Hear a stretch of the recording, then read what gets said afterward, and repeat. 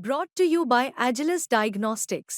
Health test की बात आती है तो मैं भरोसा करता हूँ India largest diagnostics company Agilus diagnostics. खुद को टेस्ट करते रहो।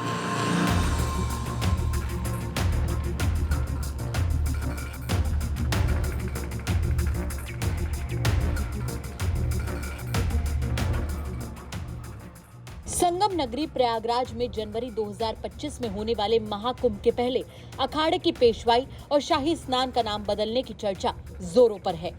निरंजनी अखाड़े के सचिव और अखिल भारतीय अखाड़ा परिषद के एक गुट के अध्यक्ष महंत रविंद्र पुरी ने कहा था कि इस पर बैठक करके प्रस्ताव बनाकर सरकार को भेजा जाएगा, लेकिन इससे पहले ही अखाड़ा परिषद के दूसरे गुट श्री पंचायती अखाड़ा महानिर्वाणी ने पेशवाई और शाही स्नान का नाम बदल दिया है। महानिर्वाणी अखाड़े ने महाकुंभ के लिए छपवाए गए कार्ड में पेशवाई और शाही स्नान को नए नाम दिए हैं। आमंत्रण पत्र में पेशवाई को कुंभ मेला छावनी प्रवेश यात्रा और शाही स्नान को कुंभ अमृत स्नान के नाम से लिखा गया है। अखाड़े के सचिव महंत यमुनापुरी ने कहा कि ये नाम गुलामी के प्रतीक थे, इसीलिए इन्हें बदलकर हिंदी के शब्दों का इस्तेमाल किया गया है। प्रयागराज में लगने वाले महाकुंभ को लेकर तमाम साधु संत स्नान को लेकर के शाही स्नान और पेशवाई जैसे शब्दों को लेकर इसको रोकने की मांग कर रहे थे। और यहाँ पर हमारे साथ यमुनापुरी महाराज हैं, इन्होंने अपने आमंत्रण पत्र में इस शब्द के इस्तेमाल से को रोक करके अपने जो हिंदू धर्म के शब्द हैं उसका इस्तेमाल किया है। तो हमारे साथ महंत यमुनापुरी महाराज, इनसे जानेंगे कि आपने जो आमंत्रण कार्ड छपाया है इसमें इस कुंभ मेले के निमंत्रण के लिए क्या नाम दिया है? देखिए, आमंत्रण कार्ड तो छापना ही है, क्योंकि हमारी परंपरा है कि हम आमंत्रित कुंभ मेले के अवसर पर, क्योंकि इस धरती के ऊपर सबसे बड़ा पर्व और उत्सव हमारे सनातन संस्कृति में ही, यहीं प्रयागराज में ही होता है। तो कार्ड छपने थे तो इसलिए अब नाम देना था, और क्योंकि शाही शब्द और राज इन शब्दों के ऊपर, पेशवाई आदि शब्दों के ऊपर कुछ पसंद नहीं आ रहे थे साधुओं में, महात्माओं में आपस में चर्चा यही सब रही। अखाड़ों का भी यही एक सभी का ये मत था कि इन शब्दों को बदला जाए, इन नामों को। तो उसी के तहत अब कार्ड जल्दी भेजने थे, तो उसी के चक्कर में हमने जो उचित लगा शब्द, तो कुंभ मेला छावनी प्रवेश शोभा यात्रा शाही पेशवाई की जगह किया गया है। और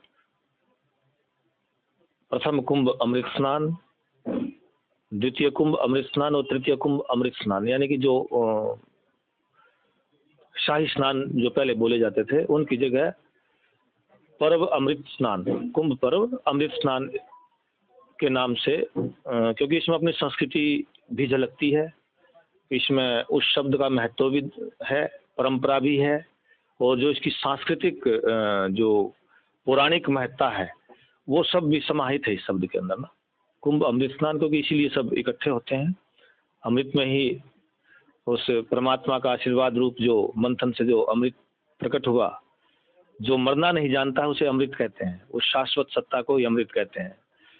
तो उस आत्म तत्व से विभोर होकर गंगा यमुना सरस्वती इन तीन माताओं के आशीर्वाद से उस आत्म तत्व और अमृता का बोध हो, मनुष्य को अपनी शाश्वतता का बोध हो, इसलिए स्नान के लिए आते हैं।